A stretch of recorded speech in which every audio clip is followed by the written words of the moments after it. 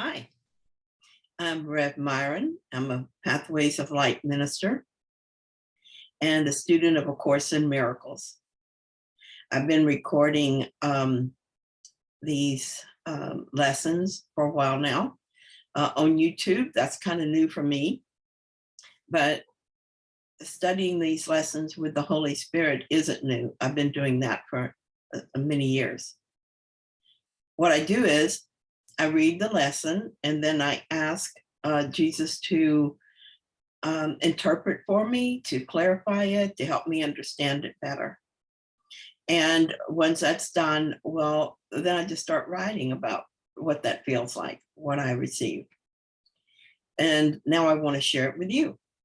And so I thank you so much for being here and for joining me in this. So today I'm going to look at what is creation. Number 11, what is creation?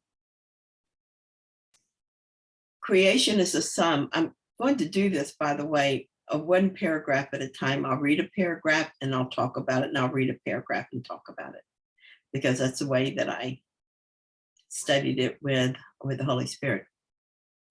Okay, first paragraph says, creation is a sum of all God's thoughts, in number infinite, and everywhere without all limit. Only love creates, and only like itself. There was no time when all that it created was not there, nor will there be a time when anything that is created suffers any loss. Forever and forever are God's thoughts exactly as they were and as they are, unchanged through time and after time is done. And when he uses the word thought, God's thoughts, he capitalizes thought, which means that he's talking about something divine. Okay, so what I said about this seems to be saying that creation is and always was and always will be. This is very hard for those of us steeped in the idea of time to understand, particularly the idea of always was seems not to have much meaning for us. For us, time dictates a beginning, and yet there is no beginning, as there is no end for what is real. While we move through the idea of time with all its changes, the truth remains unchanged. The second paragraph says, God's thoughts are given all the power that their own creator has, for he would add to love by its extension. Thus, his son shares in creation and must therefore share in power to create. What God has willed to be forever will still be one when time is over, and will not be changed throughout the course of time, remaining as it was before the thought of time began. We are God's thoughts, and such we are given all the power that our Creator has. That is to say, we have the power to create. We seem to be moving through time, but what we are is not changed in the course of time. In other words, no matter what seems to happen in time, nothing happens to us. We remain as we were created. In the same vein, Jesus tells us this in chapter 3 of the text. Much has been seen then, but nothing has really happened.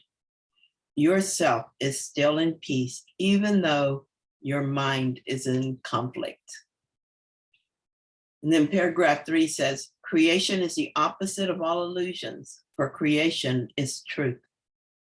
Creation is the Holy Son of God, for in creation is his will complete in every aspect, making every part container of the whole. Its oneness is forever guaranteed and violate, forever held within his holy will, beyond all possibility of harm, of separation, imperfection, or of any spot upon its sinlessness. So we are creation. As such, we are the will of God, and we are whole. This reminds me of the idea of a holographic universe that Bohm and other scientists have postulated.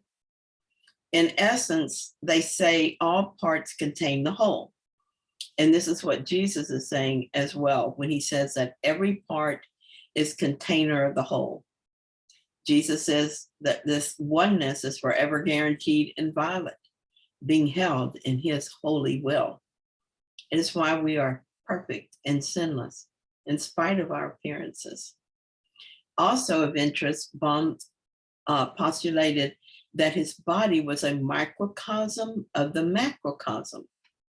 Additionally, he believed that the universe was a mystical place where past, present, and future coexisted. Sound familiar? If you would like to read more about this brilliant scientist, there's a link to something that I enjoyed reading, which I won't try to read off here, but if you're interested, you can probably Google it. But if you're interested in what I read, you can check out my website for this lesson. And I have the link there. Okay, so paragraph 4, we are creation, we the sons of God. We seem to be discreet and unaware of our eternal unity with him. Yet, back of all our doubts, past all our fears, there still is certainty. For love remains with all its thoughts, its sureness being theirs. God's memory is in our holy minds, which know their oneness and their unity with their Creator. Let our function be only to let his memory return, only to let God's will be done on earth, only to be restored to sanity, and to be but as God created us. In paragraph 5, our Father calls to us. We hear his voice, and we forgive creation in the name of its creator, holiness itself, whose holiness his own creation shares, whose holiness is still a part of us. Well, I just love paragraph 4. It's self-explanatory, but I'll just say that this, what we are, this is what we are, and this is our purpose. What we are is unassailable. We don't need to do anything to restore what has not changed. Instead, let us do what we must to remember God, to remember ourselves.